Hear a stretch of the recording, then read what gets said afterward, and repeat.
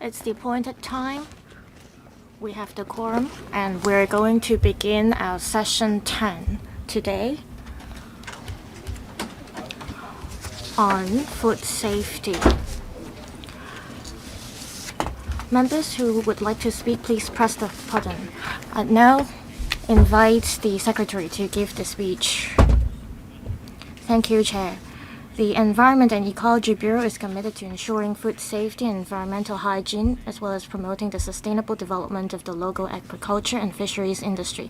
In the 2023 to 24 estimates, about $11.83 billion is earmarked for recurrent expenditure in the policy portfolio of environment and food, representing an increase of about $320 million, that is 2.7%, over the previous year, accounting for 2.1% of the recurrent expenditure of government. On improving environmental hygiene, EEB provides major support to the work of the District Matters Coordination Task Force, including the launch of the government program on tackling hygiene black spots in mid-August 2022. More than 600 hygiene black spots over the territory were tackled with remarkable results. The departments will continue to make efforts to meet the target of removing at least 75% of some 600 hygiene black spots identified by various departments by end of this year. As for the problem of rodent infestation, the Food and Environmental Hygiene Department has taken a series of targeted measures, including setting up overnight rodent control roving teams and using new technologies and tools. We launched the cross-sectoral territory-wide anti-rodent action at the end of last year to promote cross-sectoral, interdisciplinary, and public participation in anti-rodent work. Our anti-rodent work has achieved initial results. In the second half of 2022, the number of live rodents caught by us over the territory increased by about 50% as compared to the same period of 2021. We will continue to make concerted efforts with the relevant sectors to meet the target of reducing the number of priority rodent black spots at least by half by end of this year, as set out in the policy address. Regarding shopfront extension, the joint enforcement mode adopted by FEHD and the Hong Kong Police Force has been extended to cover the whole territory since October 2022. More than 600 joint operations have been conducted with marked improvement in various districts. Meanwhile, we're conducting a comprehensive review on the existing statutory powers and penalties regarding environmental hygiene. We've completed the public consultation on the first stage legislative proposal of increasing the fixed penalty level, and will introduce the relevant legislative amendment proposals into the LegCo shortly. We are at the same time studying the second stage legislative amendment proposals, which will be put forward for discussion around mid-2023 as planned. On new public markets and market modernization program, or MMP, we're actively taking forward various projects. Sunlight Market in Tongcheng was commissioned on the 24th of March. The overhauled Aberdeen Market will soon reopen, and the overhaul works for Lai Wan Market has commenced. The remaining overhaul or redevelopment projects are at different planning stages. We will timely submit funding applications to the LegCo in accordance with the relevant procedures. On food safety, we are reviewing and updating by phases the legislation relating to additives in food to further enhance food safety. The first phase of the review covers the standards for preservatives and antioxidants in food. We will, in May, brief the panel on food safety and environmental hygiene on the proposed amendments and launch a public consultation thereafter. On agriculture and fisheries development, the government has attached importance to the local agriculture and fisheries industries and is committed to promoting their modernization and sustainable development. We support the sector in terms of application of advanced technology and intensification of production, as well as helping it seize the opportunities arising from the Greater Bay Area development. We're consulting the sector on the blueprint for the sustainable development of agriculture and fisheries, and will strive to brief the LegCo on the content of the blueprint within this year. On the fisheries front, the AFCD plans to designate 4 new fish culture zones with a total sea area of about 600 hectares and set up deep sea cages at suitable locations for renting to fisheries associations. The local mariculture production is expected to increase by 100% in 5 years, from the current average of about 900 tons to about 1,800 tons per year. On the agriculture front, AFCD will continue to implement various existing measures under the new agriculture policy. Phase 1 of the agricultural park in Kutong South has commenced operation in phases since late 2022. The industry has been conducting a consultancy study on the building design guidelines for multi-story livestock farms with financial support of the government. We have enhanced financial and technical support to the agriculture and fisheries industries. The separate injections of $500 million each into the Sustainable Fisheries Development Fund and the Sustainable Agricultural Development Fund, as well as the expanded coverage and streamlined application procedures, could facilitate fishermen and farmers in obtaining more funding for procuring modernized equipment and facilities for production and promoting other sustainable development projects in a more expeditious manner. On animal welfare, the government is preparing for legislative amendments to the Prevention of Cruelty to Animals Ordinance, that is CAP 169, and other measures to further protect animal welfare. We're pressing ahead with the preparation work with a view to introducing the legislative proposals into the LegCo for consideration as soon as possible. Chairman, my colleagues and I are happy to answer questions from members. 12 members in total have pressed the button. I'll read them out in order.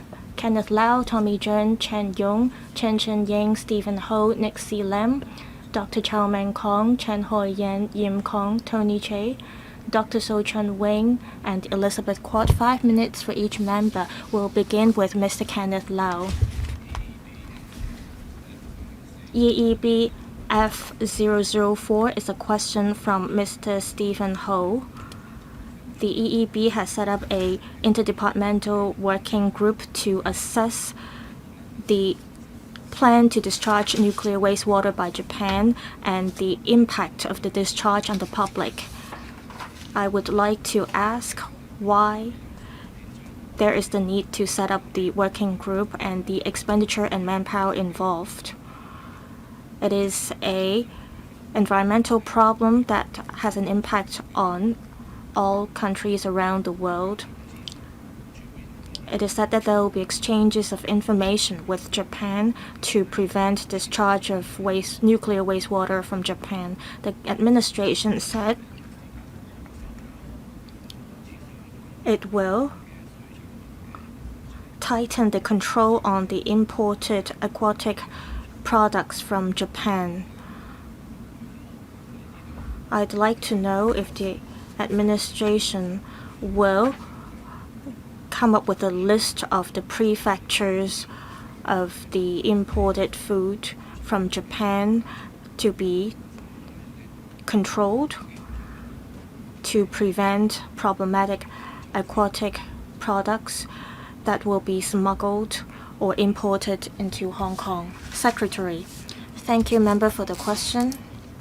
We are very concerned about issues with discharge of nuclear wastewater by Japan. As mentioned, Japan, if it hasn't reached an agreement with the neighboring countries, we will object to its discharge of nuclear wastewater. On the other questions, I will ask Dr. Wong to elaborate. Thank you, member, for the question. We've been very concerned about the incident. As mentioned by the member, we have done a lot of preparation work. First, the administration set up an interdepartmental working group that involves other departments. Apart from Center for Food Safety, it also involves government lab as well as Hong Kong Observatory. And in the interdepartmental working group, there will be discussions on how we should cope with the incident. We'll also strengthen communication with different parties, including the trade as well as the Japanese authorities, to see the situation of the industry, and we'll also look at the information provided by Japan. We'll also strengthen monitoring. In 2022, we obtained 10,000 samples for testing. This year, we will also step up testing, especially testing on aquatic products.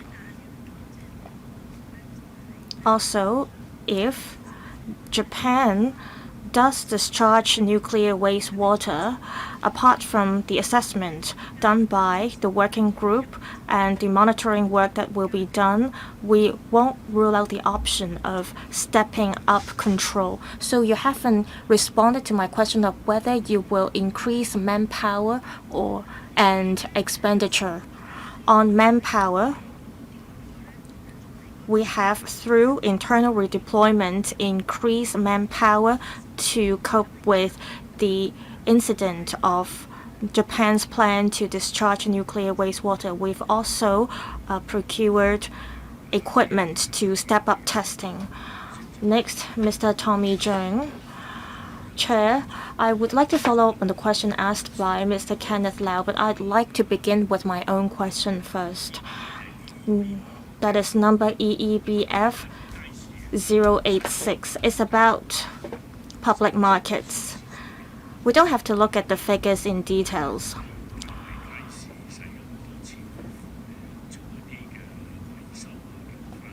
On the expenditure spent on refurbishing market by the administration, I'm not quite satisfied with the performance or outcome.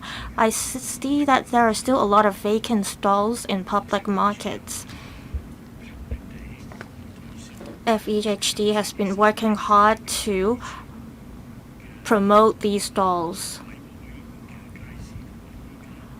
The public markets managed by the Housing Authority in the past were sold to Link REIT.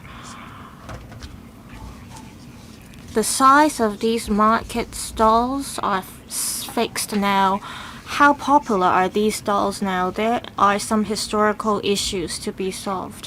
When we want to relocate hawkers to public markets, well, we've been doing a lot of construction works. For instance, in Yeung-ok Road Market and also in Taixing Market, there are dozens of live chicken stalls there, and we're still handling these issues now. My question is, have you made an assessment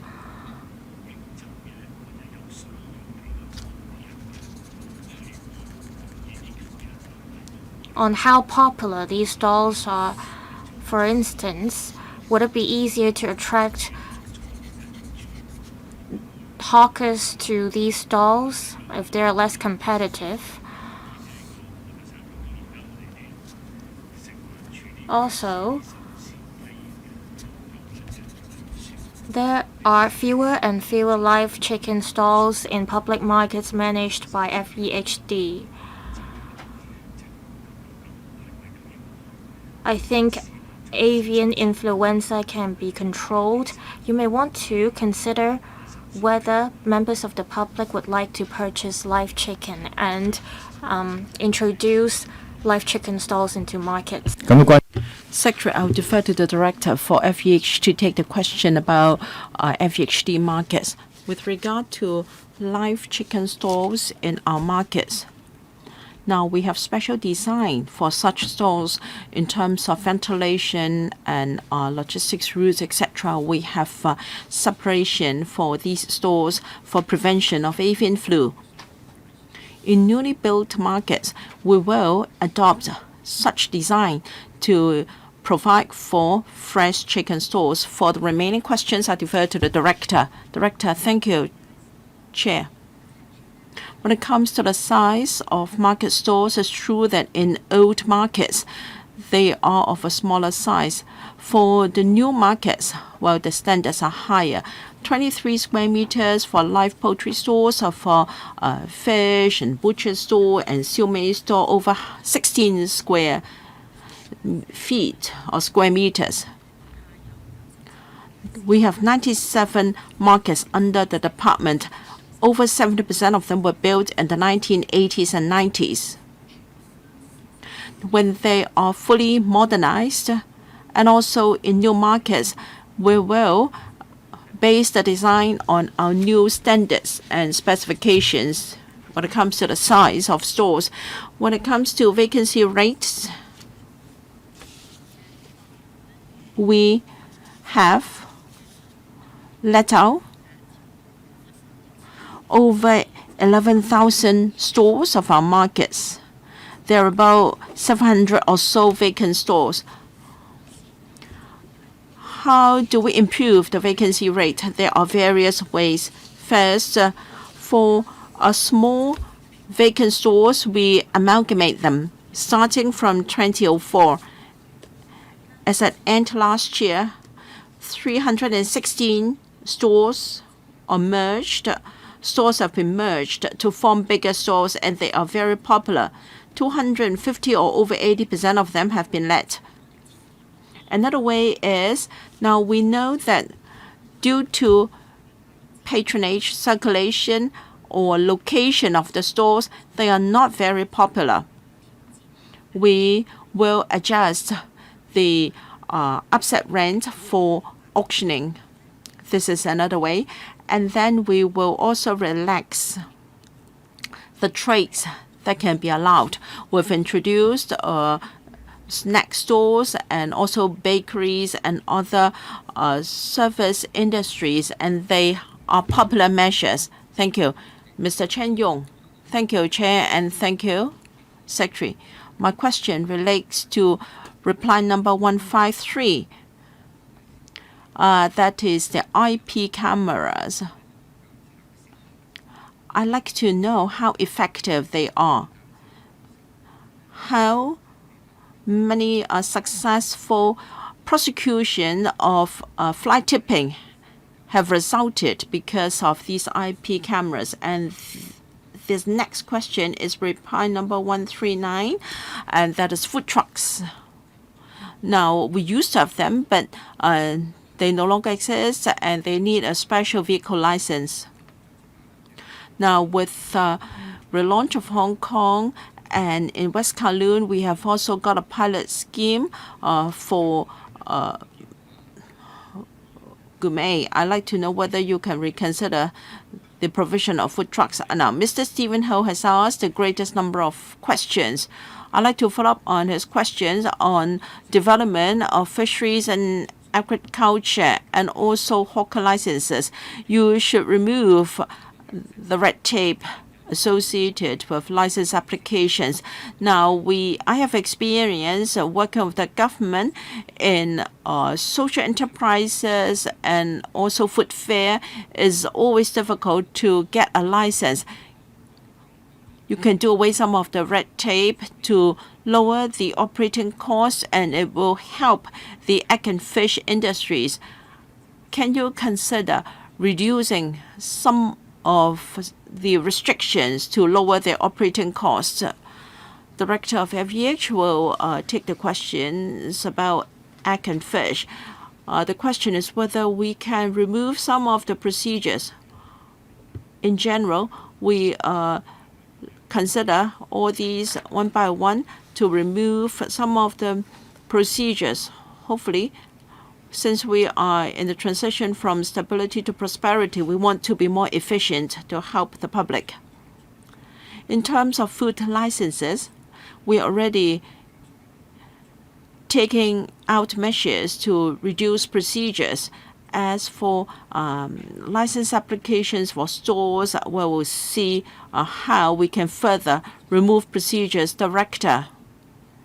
Thank you. The first question from the honourable member is the use of IP cameras and fly tipping black spots. It started in June 2018. After installation of IP cameras, the hygiene conditions indeed are better. So we have been introducing more IP cameras. As at end last year, we've got 405 such cameras in operation. How effective are these cameras? We started the pilot scheme in end 2016, and as at last year. Now, for number of fixed penalty tickets, to these offenders. 6,985 fixed penalty tickets have been issued, and 6,194 summonses have been issued to offenders, and over 5,000 of them have been convicted. We have facilitation measures in the issuance of licenses. Take food licenses as example. In March this year, we introduced two rather popular measures for food licenses. The first is to use a professional accreditation system. In the past, if you applied for a proper license, the FUHD would conduct a site visit first to confirm that things were in order before a license was issued. But in March, a new measure was introduced. There is an option for the applicant to go for. They can choose a license to be issued first and inspection to be done later. That will help the applicant to better understand the whole procedures. And then we've also got a pilot scheme for light refreshment restaurant license. That is to relax the regulation of food items provided. In the past, applicants could only choose 1 out of 6 food items. After relaxation, we regulate on the basis on the mode of cooking to be more reasonable and to provide more flexibility. I may not have time to answer questions related to hawkers. If I have time afterwards, I can supplement. Thank you, Mr. Chen Ying. I'd like to follow up on question 092 and 101. 092. The reply from the administration is in the 3 years starting from 2020 for chilled factories with license, we have increased such numbers, but then only questionnaire surveys were done to 3 or 5 factories. Well, of course, they only use a written survey. Now, with borders reopened, will the administration plan to visit the food processing factories in the mainland? Since we can now inspect these food processing factories, will we increase the number of such factories so that we can have more chilled pork imported from the mainland to stabilize prices? And the second question is number 101, asked by Mr. Stephen Ho. We can help Mr. Ho to follow up on the many questions he has asked. Now, the FEHD has been using technology and automation to enhance environmental hygiene services. Now, 405 IP cameras have been installed in the past 3 years. Expenditure has dropped. Is it because with the installation of these cameras, operating cost is now lower? If you plan to install more, how come you have reduced a provision for this? Now, I'd like to ask about what's on the list, and that is using ozone for deodorization. Now, this technology is no longer used after your trial, but then last year you spent 150,000 on that, and small mechanical street sweepers. Now you say that you're going to enhance the use of such appliance, but you have cut the provision for this item. You only provide 10,000 for that. I'd like to have an explanation. All right. Dr. Wong, inspection of food processing factories for chilled pork. And the second question relates to spending on technology. Thank you. Inspection of food processing factories. Earlier on, we started discussion with the mainland authorities to see whether we can restart inspections of these factories. After further discussion, and if possible, we will revive our inspection work. Director, thank you. A simple answer for the question is, in reply number 101, we set out expenditure for procurement of equipment and devices. The amount to be spent every year depends on the extent of procurement. Now, for odor deodorization and also mechanical street sweepers, they will not be used in the future, and so spending will be lower. I don't think they have answered my questions. The first question is, since they can restart inspection of mainland food factories, can we have more such factories to stabilize prices? And the second question is about expenditure for procurement. Now you're going to increase the use of mini mechanical sweepers. How come the expenditure will fall in the future? All right, the first question is whether the government is going to increase the number of such factories. Perhaps we should defer to the controller. Thank you. The number of food processing factories in the mainland, they have to apply from the regulators of the mainland, and then they will give approval for the number of such factories. You will not restrict the number of such factories so long as they have the authority to import pork into Hong Kong. Director, now in 2020-21 and compare with 2021-22, there is already an increase depending on operational needs. We will procure this right amount of such machinery. Now on the use of ozone in deodorization, we have provided 150,000. Now, in fact, that is historical expenditure. That's the expenditure for 2022. Now that we have decided to stop the use of this technology, there will be no more provision for this, Mr. Stephen Ho. Well, I thank the administration and also the AFCD for a lot of exchanges with us. We have had dinner meetings, and I think we are taking forward the agriculture development blueprints at full steam. Now they're going to spend another $500 million, but in total we've only spent about $2 billion on that. My question relates to 023.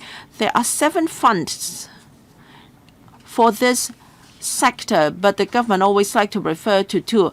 Among the 7, we have the last 2, and that is the World Refugee Year Loan Fund and also Cooperative for American Relief Everywhere Loan Fund. At most, they can apply for $2 million or $200,000 for under these 2 funds. Is it very difficult to abolish these 2 funds because $2 million and $200,000 are really useless? Can you do something about it to improve manpower deployment? Now the government would like to promote the development of agriculture and fisheries. On your website, there is no update for a regulation of livestock keeping. Now to protect the environment and safeguard public health, we will enhance regulation of local farms. And in 2005, there have been various rounds of voluntary surrender of licenses to encourage licensees to surrender their licenses and give up their trade. So I'd like to know whether you should adjust this policy objectives so that we can be confident of your policies. And the last question is about live chickens, a question frequently asked by Mr. Tommy Zhang. Now, for new markets and refurbished markets, stores will be bigger. But for the Tin Shui Wai market, we just approved a and recent FC meeting, you don't have any live chicken stores. You haven't provided resources, and this is departure from your policy to promote the egg and fish industries in Hong Kong. We've only got 129 stores. In future, local farms can only have these 129 outlets. This will affect their livelihood, and the distribution of these stores is uneven. In some markets, there is no such store. In some, there are 4. So I hope there can be better distribution of resources. Thank you. Secretary, on live chicken stalls, as mentioned, for new markets, we see that we can contain avian influenza through the use of technology. So through ventilation technology, we will introduce live chicken stalls. For the Tin Shui Wai market, it's next to the road. So there are some difficulties for us to deploy technologies to solve the issues. We are developing the blueprint, and we will continue to review the policies. On the loan funds, I will invite my colleagues to elaborate. On World Refugee Year Loan Fund and the Cooperative for American Relief Everywhere Loan Fund, there are relevant legislations to regulate these funds. To cancel these funds, we have to amend the legislations. Also, the fund amount involved is small.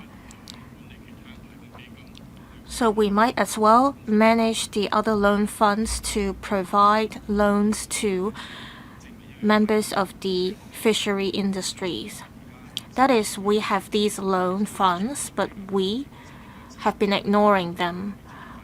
With the improved electoral system of the LegCo, we should consolidate unnecessary funds so that we can focus the resources onto the useful funds and make better use of the $200 million.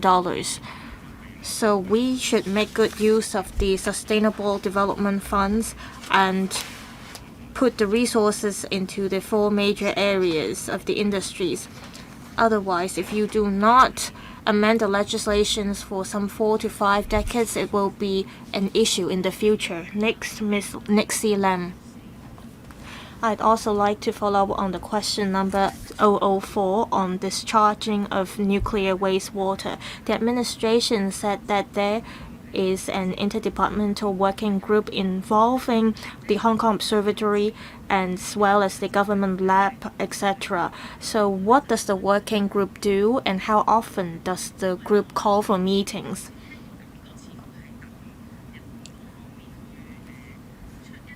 It seems that the administration has been waiting for the Japanese authorities to issue documents on the incident.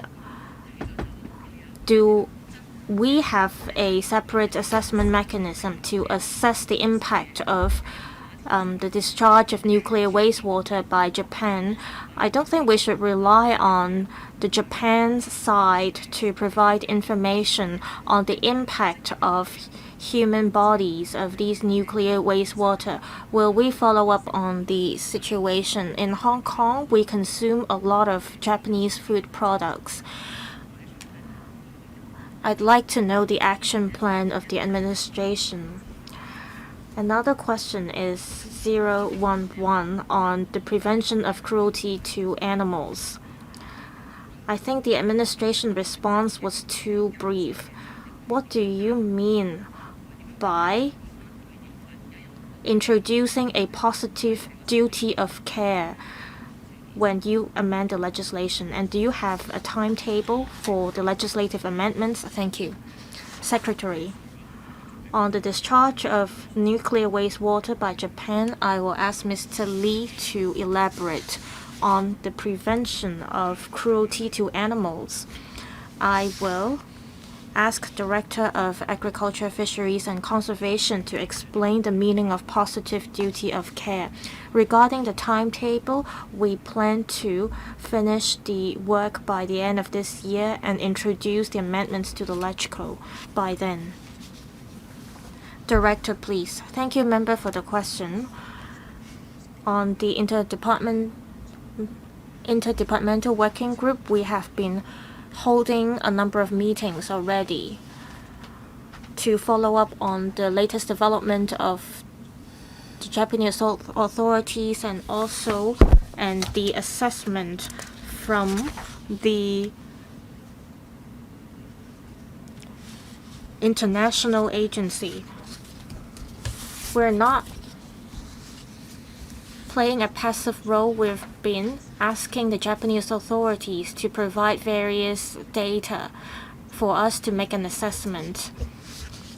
The IEAE has been reviewing the safety of discharging nuclear wastewater by Japan.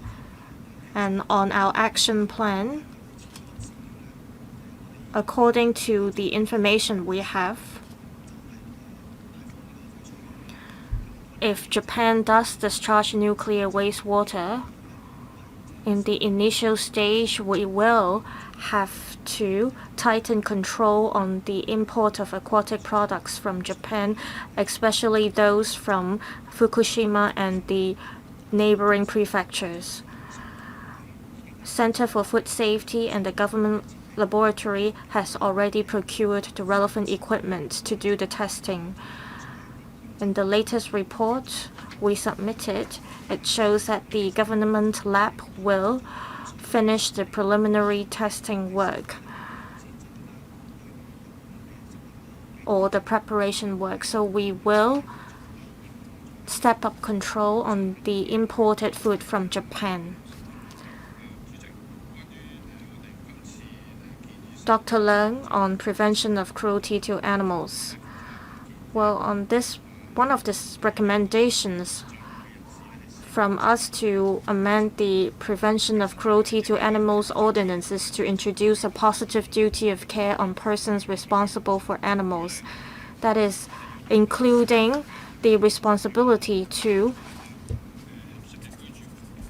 take care of the animals, including providing nutritious diet, providing accommodation to the animals, and when the animals are sick, the persons responsible have to take them to see the vet so that the animals won't have to suffer from unnecessary pain or harm, and that there is a suitable environment for the animals to survive. Next, Dr. Chowman Kong, I'd like to follow up on question 004 and 055. On Japan's plan to discharge nuclear wastewater, I think the administration response is not detailed enough. I think the administration is responsible for the safety of the public.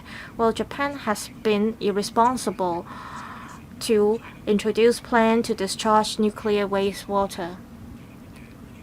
What I care about is what plans does the administration have to cope with the problem. I don't think you have to wait for the Japanese authorities' response. Should you rather talk to the mainland authorities on how to control the import of food products from Japan? Also, I'm glad to hear that the administration is formulating the blueprint for sustainable development of agriculture and fisheries. We are concerned about the approval procedures of the Sustainable Agriculture and Fisheries Funds. The expenditure is about $600 to $700 million, $6 to $7 million, and the cost is low. How can the administration step up communication with members of the industry to boost the success rate of applying for these funds? Also, we have seen the resumption of normal travel. Should we think of ways to boost the development of local agricultural development?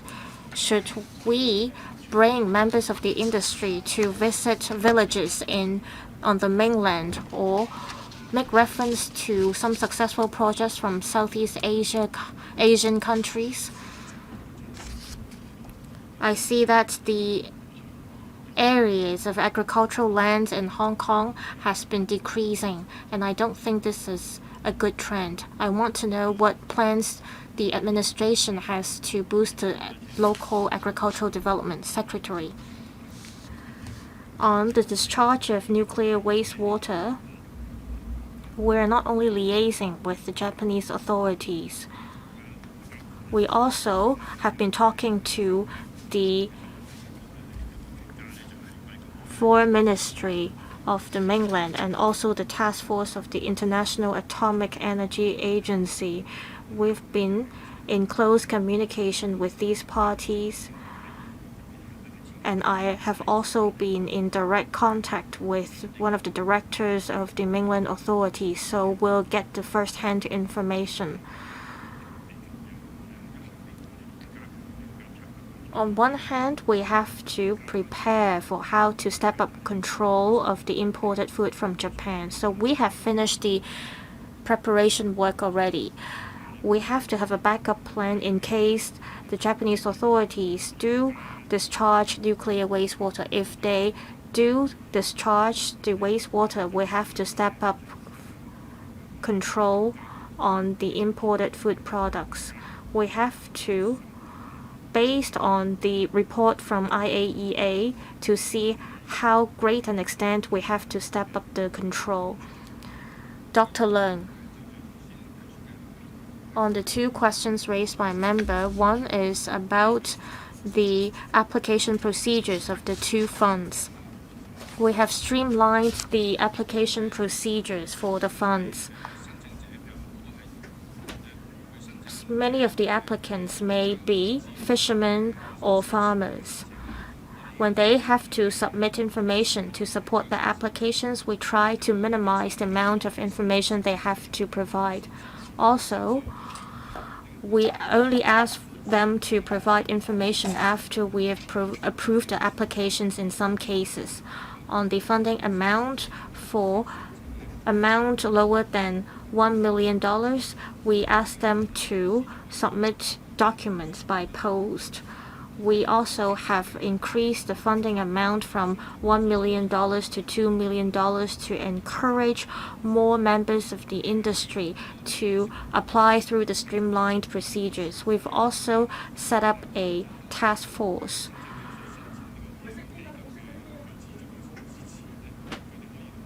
Before applicants apply for the two funds, they can talk to us and we can provide technical support and guidance so that they can prepare for their applications more solidly or effectively.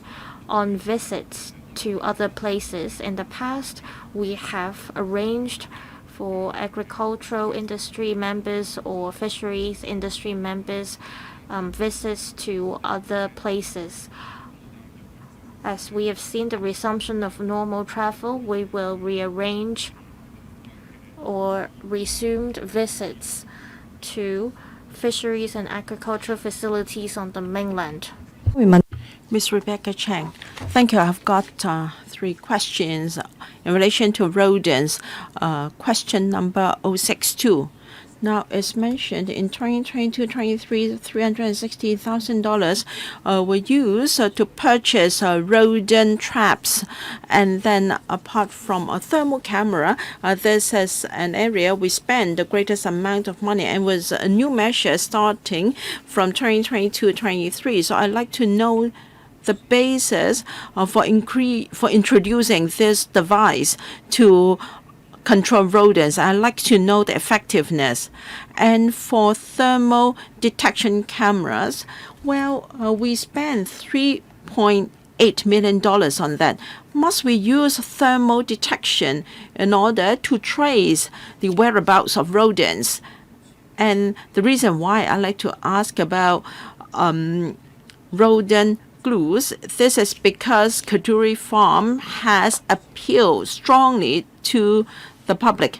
Of course, we all want to kill rodents, but if at the same time we are affecting other wildlife, then this is no good. According to Kaduri Farm, in the first part of this month, they have found 25 wildlife species trapped, and they suffered extreme pain. And in fact, this has been banned in many places, including Ireland. So now for 2023, you are going to use this device. You may say that you're only using that in markets, but have you considered that other living animals or other animals might be inadvertently affected? And then the same question is 071 on Farm Fest. You only hold it annually. We are launching Happy Hong Kong with different fairs. We have excellent local produce. For instance, our local hairy calves and organic vegetables, etc. I think instead of holding it annually, you can provide resources so that we can have more local farm fests. And the third question relates to animal welfare. Looking at reply to 012-013, I was shocked. During the epidemic, there were more applications for animal trading. There were more people who applied for animal trader licenses and also dog breeder licenses. We always want people to adopt and not to abandon their pets. But when we have trading, then abandoning pets is inevitable. So does this goes against your policy objective? Director of AFC will talk about rodent control, and then the director of AF can also talk about animal breeding licenses. Now, in Hong Kong, we have a serious rodent infestation, so we have to find effective ways to control rodents. Now, in Taixing market, for example, we have compared the effectiveness of different types of rodent control devices. We used to catch a single digit number of rodents per night, but with the introduction of rodent glue, we have been catching more than 100 rodents per night. So it's an effective way. Of course, we should think of ways to reduce unnecessary pain and cruelty to animals. Well, we will deal with that in our operational guides. As for other questions, I defer to the director of FEH. Indeed, as said by the director, we will only use a new design snap trap in indoor areas in places like Taixing Market in Wong Tai Shin. In November 2022 to the 12th of January 2023, 562 live rodents were caught. That is over 10 per day. Prior to that, on average, we could only catch 4.5 rodents per day at the same location. So you can see how effective that is. In placing glue trap, we have strict directions for our staff. First, there must be traces of rodent there, and if a rodent is caught, it must be disposed of at once to remove unnecessary pain for the rodent.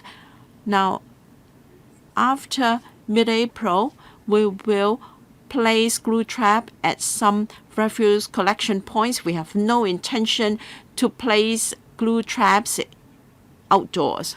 Thank you. Director of AFC, for promotion of local farm produce, we have the annual Farm Fest, And during the year, we have various promotional activities with the sector. For instance, in many food exhibitions, we provide subsidies to the trade so that they can have booths set there. We have also got holiday farm fairs. And at some locations, we have physical shops to promote local produce. And we also give that opportunity for our farmers and fishers to promote their featured products to consumers. Now, Ms. Chen mentioned Happy Hong Kong announcement will be made very soon. We will actively take part in Happy Hong Kong.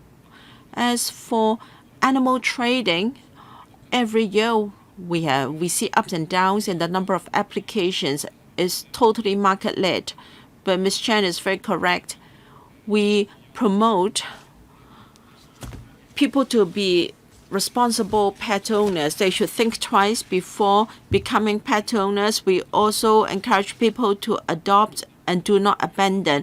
We have over 10 partners in promoting adoption. We will also step up publicity and education. Mr. Yim Kong. Now, after our borders are reopened, we want more live and fresh products to be imported to Hong Kong, and hopefully we can have live chickens and hairy crabs from the mainland soon. Now, we have a collocation of clearance facilities at Mankam Tow. I'd like to know whether you have reserved money for more collocation of clearance facilities so as to make it more efficient. Dr. Wang, Controller, thank you. For hairy crabs, we have very close communication with the sector. We will monitor the situation. As for collocation of customs clearance, now we have heard this request from the sector. We will examine the situation and maintain close liaison with the mainland. In fact, apart from Mankam Tow, people are saying that a lot of fresh fruit products can come to Hong Kong from West Guangdong. So can we have similar provisions for that area? Yes, fresh food can be imported into Hong Kong through the Hong Kong and Macau Bridge. And for sections of the day, we have such provisions from 9 p.m. to 5 a.m. during the day. There are regulated food items coming into Hong Kong through the bridge. We are discussing with the trade to dovetail with the arrangement for Mankam Tow, which is closed at 10 p.m. every night. And then after that time, food can come in through the Hong Kong and Macau Bridge. The sector would also want us to provide facilities at the bridge.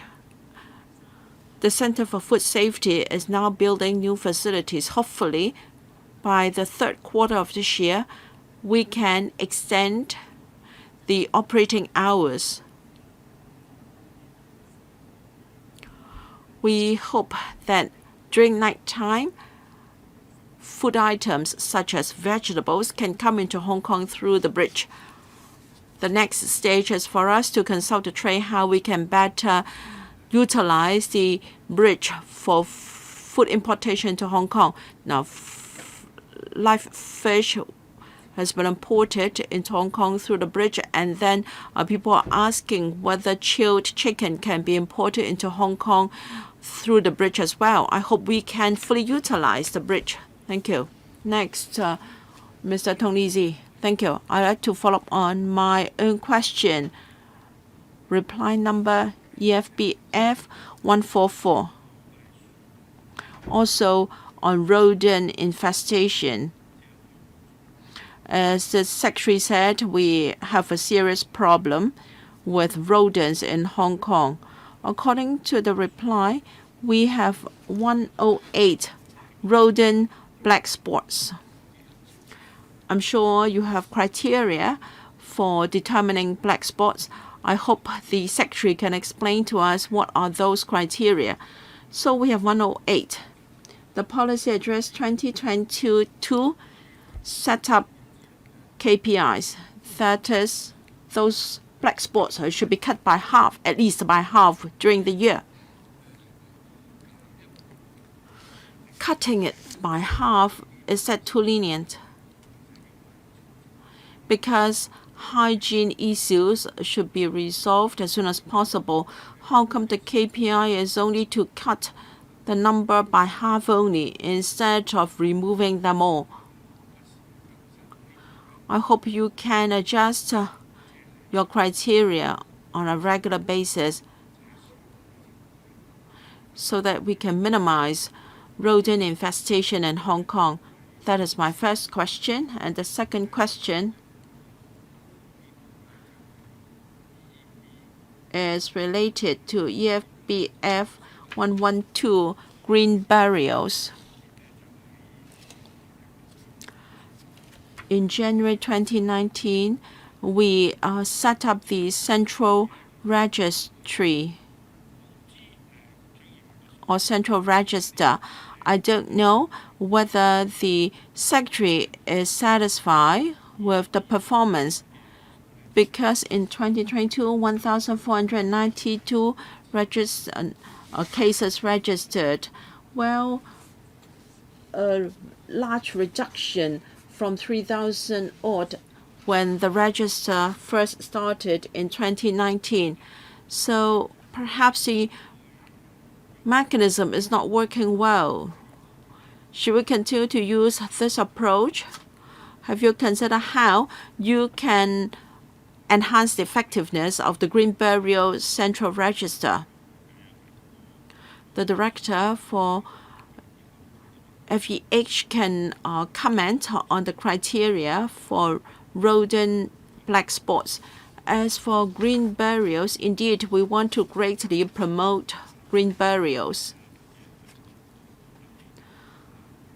Mr. Xi mentioned that the central register is only performing so-so, and we should enhance public education and publicity, trying to change people's habits and culture. Will we think about this? And for rodents, can I defer to the director? Ms. Young, it's not easy for us to eradicate rodent infestation. We have to tackle it through food and environment. We have to set an indicator for rodent infestation. For how do we identify the over 100 rodent infestation black spots? We set up a coordination task force to identify black spots across the territory. A lot of them became black spots because we identified rodent infestation in those locations. And also, it is based on the observation and comments from district stakeholders by frontline staff. As to how we tackle these black spots, throughout the year we have been doing anti-rodent work. Every year there are 2 rounds of territory-wide anti-rodent work that last for 10 weeks each. And every round there is district-based anti-rodent campaign as well, each lasting for 8 weeks. So there are 36 weeks throughout the year that we carry out anti-rodent work. We have to tackle rodent infestations in different fronts. Last year, we took the lead to carry out a anti-rodent campaign by various sectors, and we have been working towards the target of reducing the number of rodent black spots by half. On green burials,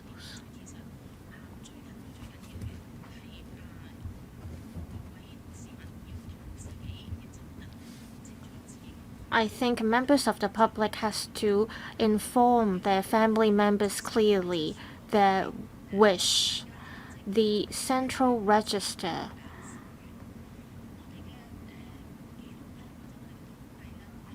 plays a role according to our record. For those whose names are not on the central register, may be low, but then there is a high percentage of people who choose green burial. Since 2018, those who choose green burial, the number has been on the rise. We will not become complacent because of the increasing number. We will do more publicity work to explain to the public the benefits of green burial for sustainable development. And we appeal to them to ask them to tell the family members their wish. I'd like to add one point. There were no definitions of priority rodent black spots, but there are at least 108 in Hong Kong now.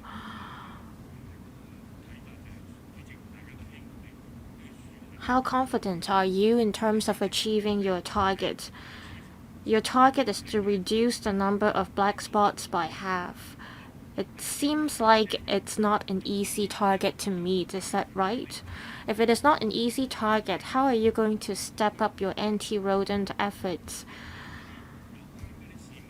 to reduce the black spots by half?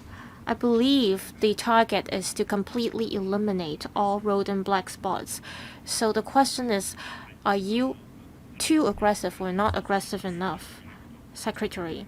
I think we have to go through a process before we completely eradicate black spots. So our preliminary target is to reduce the number by half, and in the future we will continue to eradicate the black spots progressively. Next, Ms. Elizabeth Quad. On supporting the development of agricultural development in Hong Kong, I think the administration hasn't been doing enough. Looking at the situations around the world, we see that other countries have been deploying technologies in supporting their agricultural development. For organic fisheries products, I think we have the advantage as well. Will the government put in more resources to support the local fisheries and agricultural development? My other question is about the anti-rodent devices, including the glue trap. I see that different government departments have been using glue trap, especially when the administration announced that more rodents have been caught by the use of glue trap, so it encourages more people to use glue trap, but it also at the same time led to the suffering of other types of wild animals. You said that you only use glue traps in indoor areas, but that's not the case for members of the public. How are you going to regulate or control the use of glue trap? First, I think you have to monitor the use of glue traps among government departments. That is, ask them not to use glue traps so often. Also, do you have any policies or plans to protect endangered species? From the media reports, we see that some wild turtles were hunted. Some scholars said that they have seen at least 10 such hunting this year. There were other types of turtles that were poached and become endangered. Do you have any strategies to regulate these hunting activities? on illegal breeding of animals. Currently, your policies do not cover birds. However, in Hong Kong, a lot of people have birds. But there have been no regulations on wild birds or protecting birds. So we see that a lot of birds were being bred, and a lot of them were being treated cruelly. Secretary.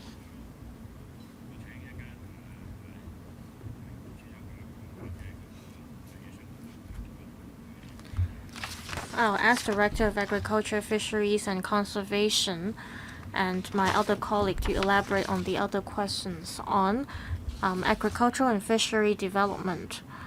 We have been promoting the modernization of the industry as well as the sustainable development of agriculture and fisheries. In the end, we'll have to see what kind of methods we can deploy to help local fishermen and farmers to develop in a sustainable manner. We also encourage them to develop leisure farming or leisure fisheries. This is part of our plan in the blueprint. And when we formulate the blueprint, we will look into the details and the directions for future development with members of the relevant industries. Dr. Leung, please. On the protection of endangered species, we have been combating illegal activities. This includes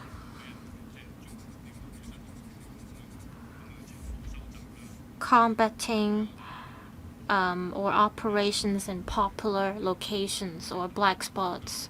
We also exchange information with relevant stakeholders or parties and install cameras to help monitor the situation and help carry out enforcement actions. We also work with the police on enforcement, and we will continue with our work to combat these illegal hunting activities. On trading of birds, currently, people who want to trade birds have to obtain licenses from AFCD, so this is under the control of our department. I think Ms. Court is talking about the breeding of birds, not the trading. Breeding of animals for sale, that is the relevant policies, is applicable to dogs.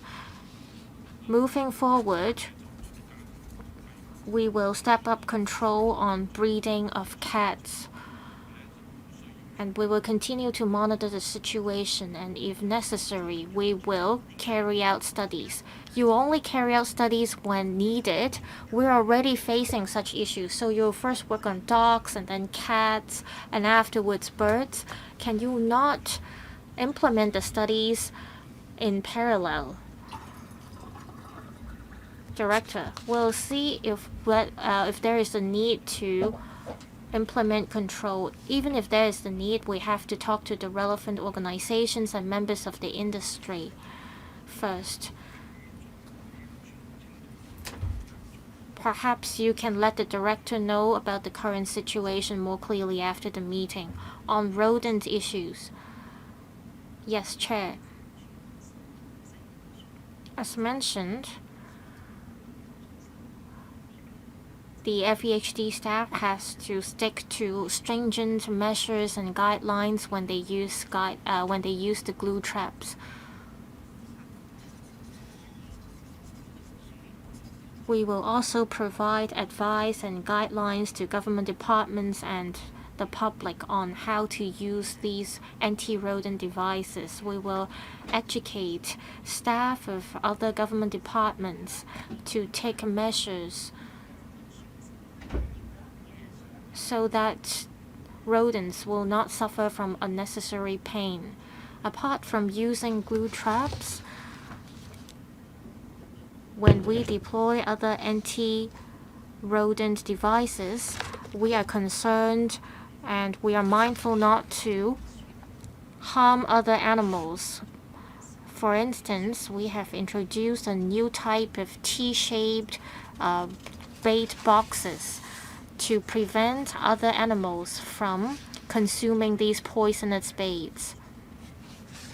I think the question from Ms. Kwok may be able to be addressed by Dr. Learn, that is not to use these glue traps in outdoor areas to hurt or harm other wild animals. How are you going to ask the public not to randomly use these glue traps anywhere? Thank you, Chair.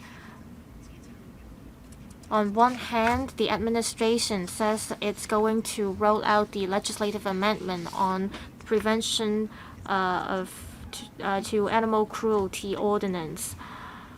But on the other hand, they said they're going to step up the control. I think they are conflicting each other. Chair, I think we have to make it clear. Currently, glue traps is one of the important tools for us to tackle rodent infestation. The question is how we can make use of guidelines to minimize the impact of glue traps. That's our responsibility. If we're going to rule out glue traps completely, I think that's not desirable. I think Ms. Kwok is not saying that you should rule out the use of glue traps. How do you prevent not to harm other wild animals? I think there are some guidelines in place, and we can do more publicity work in this regard. Next, Dr. Lo Wai Kwok. I'd like to follow up on questions number 155. Japan has planned to discharge nuclear wastewater, and it has caught the attention of the international community. People in Hong Kong are concerned about this too, because we have been importing various food products from Japan, and a lot of food premises import or sell these food products as well. I see that the administration's response is that they have to review or wait for the reports from the International Atomic Energy Agency, and that the administration will step up control. I think you have to be more clear on how you're going to step up control. You mentioned that there were 770,000 tests being carried out in the past, and that there were no problems detected. So how are you going to step up testing in the future? I have one suggestion. I hope the administration can take the initiative to release the relevant information. There is different information on the internet. There were some old reports or news on the internet, and some are skeptical about the information, but some believe in the information completely. I think we should not cause any panic among the public, so that the administration should take the lead to release the accurate information. My second point is I think the government should take the initiative to consider whether import of aquatic products from these places should be banned. If need be, you have to let the public as well as the sector know as early as possible, so that the sector in particular can be prepared. The administration must take the initiative to do these two things, and of course the follow-up actions mentioned in the reply should be done. The question is how we can handle this matter properly, because the public expect the government to do more and to let them know more. Secretary, thank you, Mr. Low, for your question. Of course, we do not just step up monitoring in the future.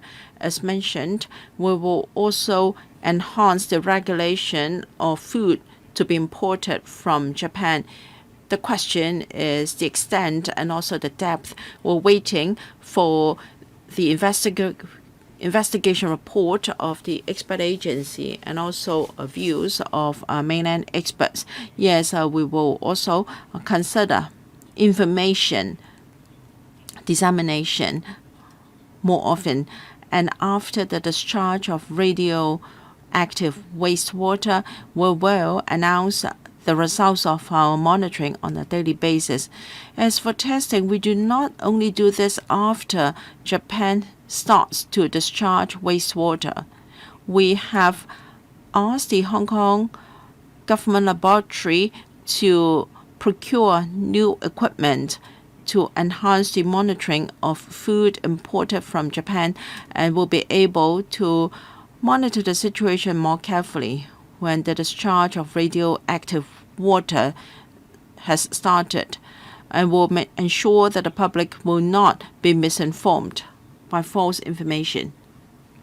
Mr. Low has raised a very important point. If you have any import restrictions as a result of the discharge of treated nuclear water, you have to let the sector know, because many catering outlets rely on food imported from Japan. Thank you for reminding us of this. We have been communicating very closely with the sector, and for places with higher risks, now we are already checking on them. Now, indirectly, I have another suggestion. The government should market quality local farm produce more extensively. I like to publicize quality pork, black-haired pork produced locally to the public. Mr. Luk Chun Hong, my question is reply number 140 on public toilets. Our public toilets are of very high standard. Even mainland media have reported on the high hygiene standards of our public toilets. I want to commend the department for the good work done. Now, my question is about the enhanced public toilet refurbishment program. I'd like to know the standards and the criteria for adopting or including public toilets into the program. I'd like to ask about the difference between refurbishment and enhanced refurbishment. Now, I live near a public toilet in Hang Hao Estate, Yuen Long. The toilet there is of a Chinese architectural style, is quite pleasant, and the public toilet is quite new. You don't see any breakdown items, and I can see pot plants, and the public toilet smells good. And I'd like to know why the government is spending $6 million on refurbishment of this toilet. I think this is telling. I'd like to know whether there are criteria for choosing toilet to be included into the program. And we've seen toilet attendants taking meals inside public toilets because they do not have any restroom. And in fact, for some public toilets, they have an establishment of 4 toilet attendants. So these toilets are rather big. I'd like to see how we can improve the environment for toilet attendants. For instance, can there be an MIC common room for them for taking meals and taking breaks? Is that possible? Director Young. Thank you. The enhanced public toilet enhancement program started from 2019-20 to 2023-24 within the 5 years. Our target is to refurbish over 250 public toilets. That will cost over $1 billion. Factors taken into account are we have over 800 public toilets in the territory built at different times. Some are quite dilapidated because of wear and tear. We want to enhance the hardware and surface of such public toilets. As for the difference between refurbishment works and enhancement works, now for enhancement works, we are talking about taps with automatic sensors and soap dispensers, and also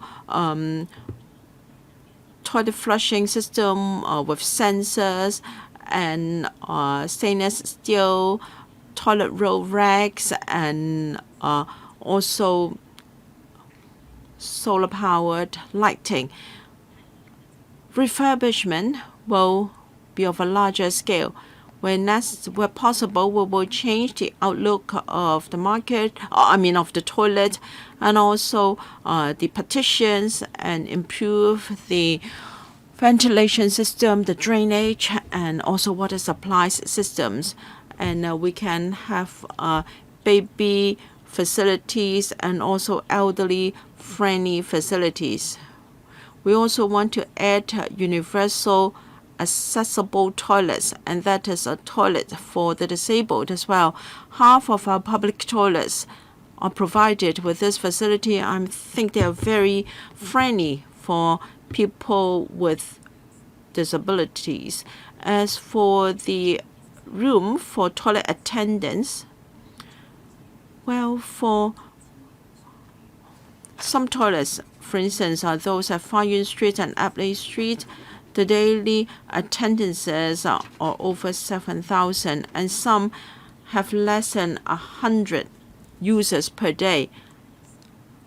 Now, for public toilets with over 300 users per day, we want to provide a service a toilet attendant. For public toilets with toilet attendants, 90% of them has got a room for the attendant.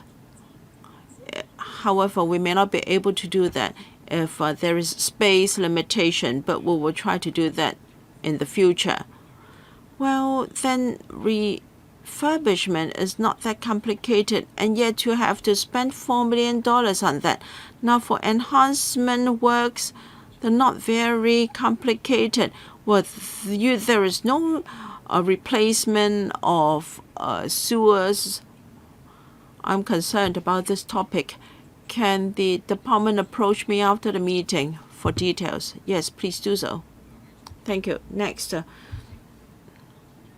Ms. Chairman Yan. Thank you. I'd like to ask a follow-up question on a reply number 155, and that is the discharge of radioactive wastewater from Japan.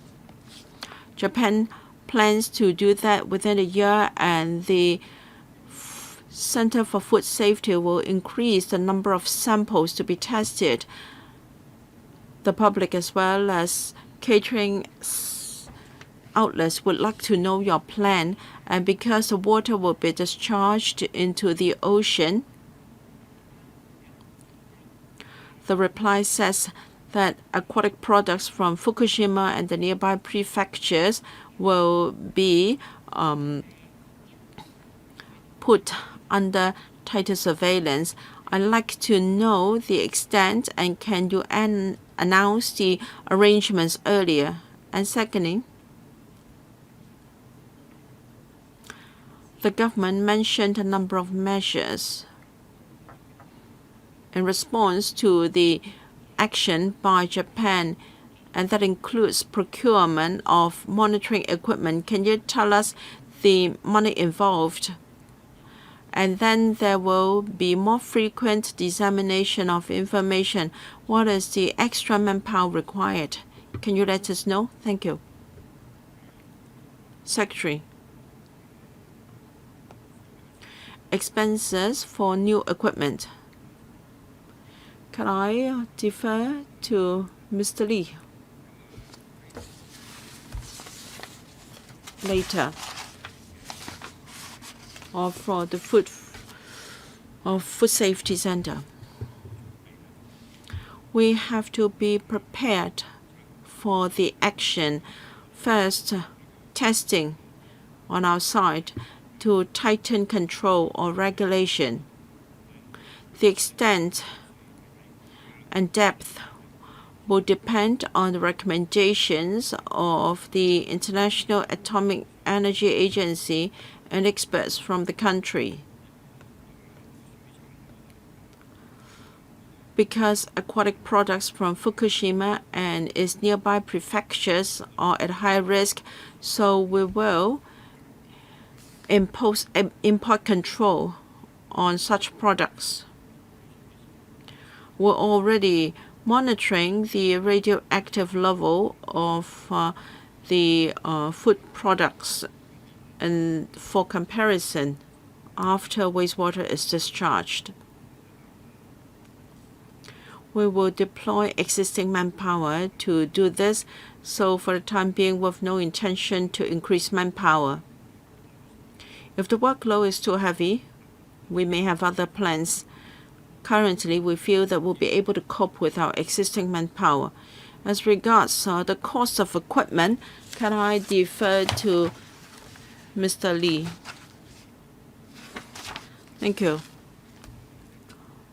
Expenses on equipment. We spent about $6 million last year. We expect to spend another $6 million to procure equipment. Any follow-up from Ms. Jovi Chen? I don't know the possibility of asking the Secretary to come to seek extra funding to monitor the radiation levels. Now the equipment is not cheap and it may not be a one-off provision. More costs will be incurred since the cost will be transferred to consumers. So can we do that in the first few months so that we don't have to spend so much money? Secretary. Well, I will control public spending as far as possible. It's not that I have leave the room to come back for more money in the future.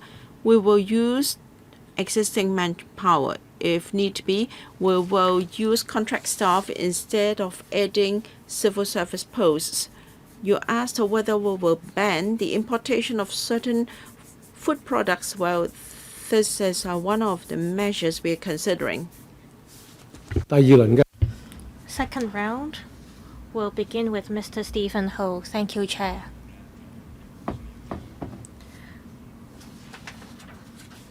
Well, if the Secretary has to come back for funding, well, please do so, as long as you can use the public money effectively. I just think that the administration has put some of the public funds to waste. Some members mentioned about the Greater Bay Area development.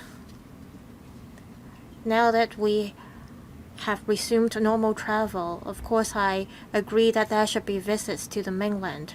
But more importantly, you have to see whether the techniques or technologies used in the mainland can be applied to Hong Kong as well, whether we have the space and room to deploy such technology. On the other hand, we need talents. I'm concerned whether there is enough manpower in the administration to monitor the development in the mainland. On question number 098. On the mainland, the wholesale price of one live pig on the mainland may be $1,000, but with the subsidy it can be as low as $800. I wonder if there is manpower within the administration to look at the prices of live pigs. With a large amount of some 3,000 live pigs imported to Hong Kong, I think we do have to look at the prices of live pigs. We see that there is a loss of revenue by pig farmers. The administration may say that it is a market-led situation. Why are the prices of pigs on the mainland more competitive? Because there are subsidies from the government. Another question, also related to 098. We've been talking about the import or issues with chilled and frozen pork. In the administration replies, it says that in 2021 and 2022, there are 5 suppliers supplying chilled or frozen pork being cancelled of their licenses because they sold chilled or frozen pork disguised as fresh pork.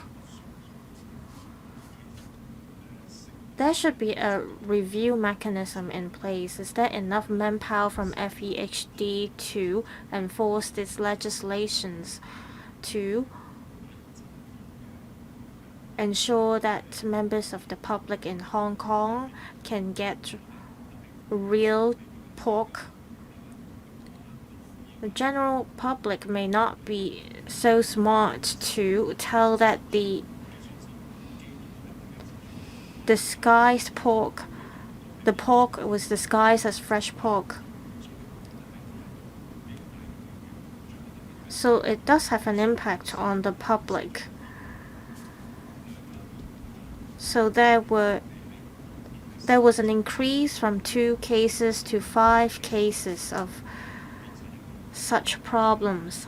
It looks like there is only a 1.5 times increase. But it was a significant increase. Also on smuggling of chilled chicken. Some of them are sold in public housing estates. I wonder if the administration can deploy more manpower to tackle such issues. Secretary. On the sale of chilled or frozen pork disguised as fresh pork, we will step up manpower to tackle the issue. Mr. Ho also asked whether we have been liaising with the mainland authorities on the import of fresh produce or food products to Hong Kong. Yes, we have been doing that. The Customs and Excise Department has been working on that and liaising with the mainland authorities on the policies.